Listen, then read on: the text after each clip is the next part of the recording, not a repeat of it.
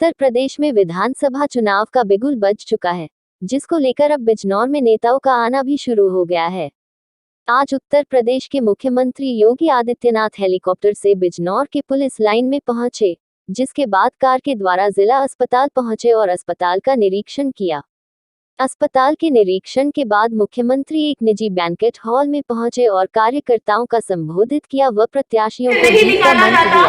तो शायद वो परिवार अपने बच्चों से कभी ना मिल पाते। उस वक्त उस टाइम भी इतना सर्दी थी, तभी मेरे पति ने एक निश्चय लिया कि हम लोगों को जो 2017 में जिताया गया था, हम भी कहीं ना कहीं पीड़ित थे, लेकिन हम दूसरी सरकारों से पीड़ित थे और जनता ने हमारा साथ दिया था। उसी साथ प्रतिबंधित करने का हमने तीनों कार्य पहले भी नहीं दिए थे,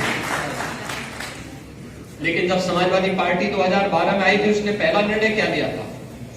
श्री राम जन्मभूमि पर आतंकी हमला करने वाले आतंकवादियों की मुकदमों को वापस लेने का। फर्क साफ है। हमारी संवेदना किसानों के प्रति थी, हमारी संवेदना बेटियों की सुरक्षा के प्रति थी, हमारी संवेदना गो रक्षा के प्रति थी, पशुपालकों के प्रति थी। लेकिन समाजवादी पार्टी की संवेदना आतंकवादियों की प्रति थी।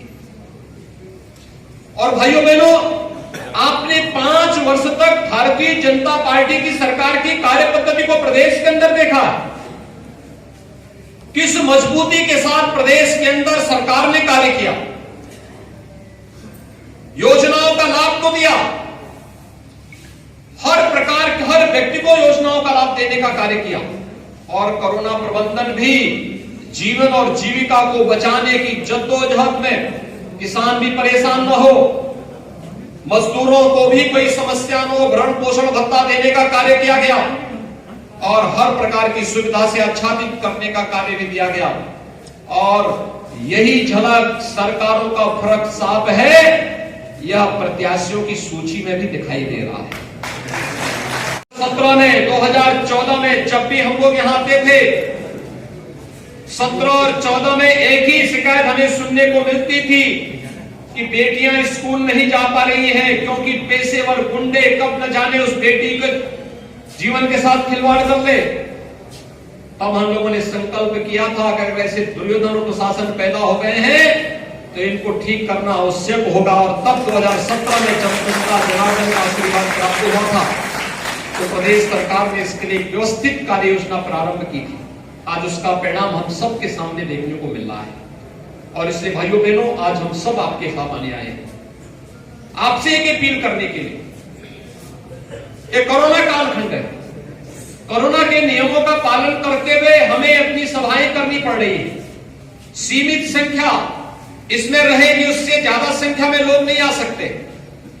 लेकिन आप में से हर एक व्यक्ति को भारतीय जनता पार्टी का प्रतिनिधि बनकर के एक एक व्यक्ति तक पहुंचना होगा और बोलना होगा।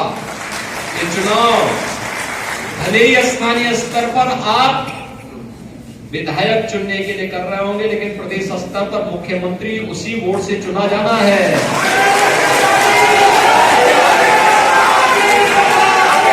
और निर्णय तो मुख्यमंत्री को करने होते हैं, क्योंकि जब विधायक चुना जाएगा वही विधायक मुख्यमंत्री को चुन करके मुख्यमंत्री ही निर्णय लेंगे फिर कि अपराधियों से कैसे निपटा जाना है, माफियाओं से कैसे निपटा जाना है, अराजक तत्वों से कैसे निपटा जाना है और विकास की योजनाओं का लाभ कैसे दिया जाना है। 5 वर्ष पहले एक समस्या थी कि वह उत्तर प्रदेश और उत्तराखंड के सीमा पर स्थित होने के नाते उसको उत्तर प्रदेश सरकार की अपेक्षा का दंश तो झेलना ही पड़ता था, लेकिन साथ साथ उत्तराखंड के नागरिकों की ओर से भी जो ताने दिए जाते थे कि हमारा विकास हो रहा है, तुम्हारा विकास नहीं हो रहा है, आज उससे भी मुक्ति मिली। आज बिजनौर कह सकता है कि हमारे यहाँ किसान भी खुशहाल है, नौजवान को सरकारी नौकरी में भी यहाँ पर हिस्सेदारी मिल रही है, यहाँ का व्यापारी भी सुरक्षित हो रहा है और साथ साथ मेडिकल कॉलेज जैसे अत्याधुनिक चिकित्सा संस्थान भी अब बिजनौर जनपद में स्थापित हो रहे हैं। यहां की चीनी मिलों के पुनरुद्धार की कार्रवाई को भी सरकार ने व्यवस्थित रूप से आगे बढ़ाने का कार्य किया है। भाइयों बहनों, 5 वर्ष तक बिना रुके, बिना डिगे, बिना थके और बिना झुके हमारी सरकार ने प्रदेश के अंदर गांव का, गरीब का, किसान का, नौजवान का, महिलाओं के कल्याण के लिए बिना चेहरा देखे, बिना उसकी जाति और मत और मजहब पूछे उसे शासन की योजनाओं का लाभ दिलाया। जो लोग सामाजिक न्याय की बात करते हैं उनसे पूछना चाहिए, एक गरीब को मकान मिलना सामाजिक न्याय है या उस गरीब के मकान के हक को छीन लेना सामाजिक न्याय है? पिछली सरकारों ने गरीबों के मिलने वाले मकान के हक को छीनने का कार्य किया था और अब पैसा जो इन्होंने इकट्ठा किया था गरीबों का लूट करके, किसानों का लूट करके, मजदूरों का लूट करके, पोषण मिशन में महिलाओं का लूट करके, बच्चों का पैसा लूट करके, शिक्षा का, चिकित्सा का बजट लूट करके जो पैसा उन्होंने इकट्ठा किया था, आज उसी पैसे को जब दीवाने तोड़ तोड़ करके निकाला जा रहा है तो नोट की गड्डियां नजर आ रही है और सपा मुखिया को उसका परेशानी है।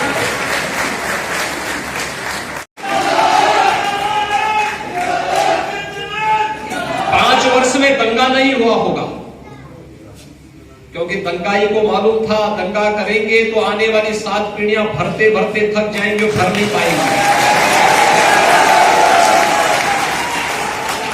लेकिन भाइयों बहनों,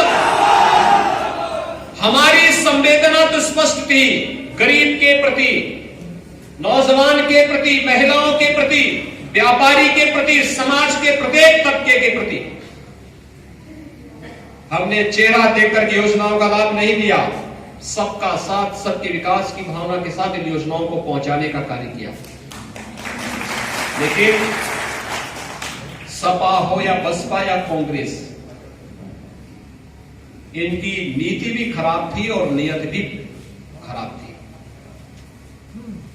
ये चेहरा देखते थे, चेहरा देखकर की योजनाओं का लाभ देने का प्रयास करते थे और वो भी आधा अधूरा, क्योंकि पूरा तो उन्होंने कभी दिया ही नहीं और सोचा ही नहीं। उनकी संवेदना किनके प्रति थी? दंगाइयों के प्रति थी। उनकी संवेदना थी अपराधियों के प्रति, उनकी संवेदना थी पेशेवर माफियाओं के प्रति, उनकी संवेदना थी इस देश के आन बान और शान पर हमला करने वाले आतंकवादियों के प्रति। याद करिए जब 2017 में हमारी सरकार आई थी, हमने 3 निर्णय लिए थे पहले दिन। पहला निर्णय था प्रदेश के लघु और सीमांत किसानों का 1 लाख तक का कर्जा माफ करने का। दूसरा निर्णय था बेटियों की सुरक्षा के लिए ऐसे कभी नहीं बोल सकती है कि परित्राणाय साधूनां विनाशाय च दुष्कृतां, ये वे नहीं बोल सकते, यह केवल भारतीय जनता पार्टी बोल सकती है और भारतीय जनता पार्टी इसीलिए आपके पास आई है।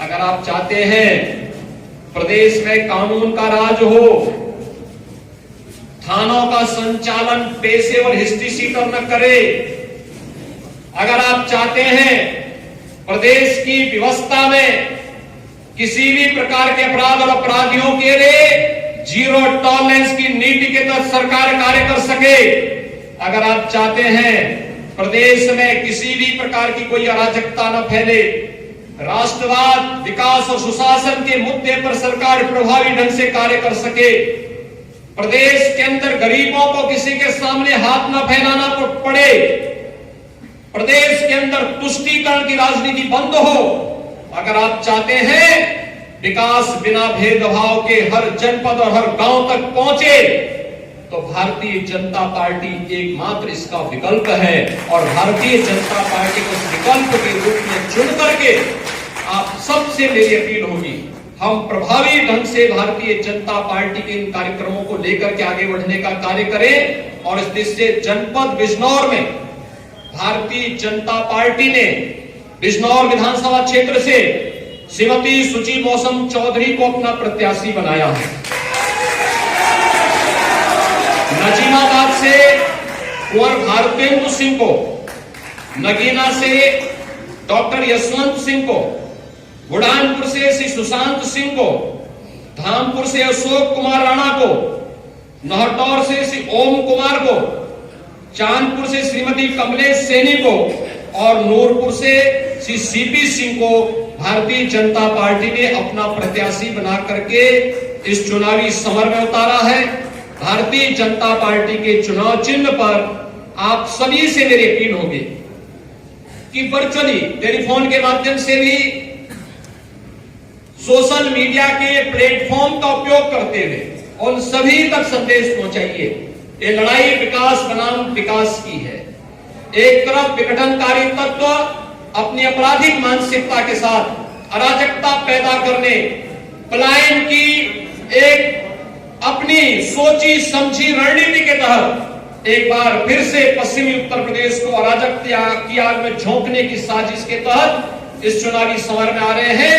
और दूसरी तरफ 2022 का उत्तर प्रदेश विधानसभा का चुनाव प्रारंभ हो चुका है और पहले चरण का मतदान कोरोना महामारी के दौरान 10 फरवरी को संपन्न होगा।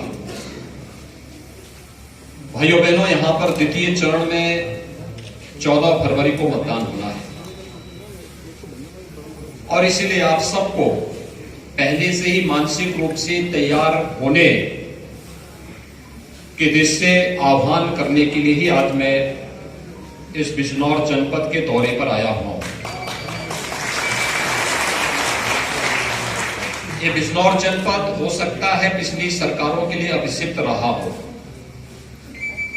क्योंकि ये मान्यता थी कि मुख्यमंत्री बिजनौर जनपद में नहीं आते हैं।